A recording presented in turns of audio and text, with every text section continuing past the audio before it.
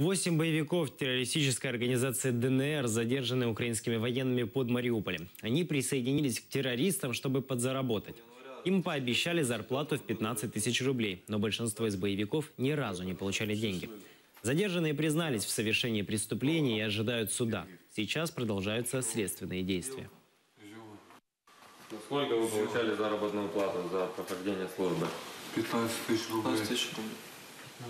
Кто знает, что случилось с тем участком, где вы стояли на позициях при отходе? Его артиллерия разбила. Какая артиллерия? Донецкая. Какая артиллерия? Донецкая. Ну, ваша же? Ну, Донецкая артиллерия, да. Ну, 9-й полк, правильно? Вы все в 9-м полку Да. служите? То есть вы поняли, что во время вашего отхода по вам же и насыпали?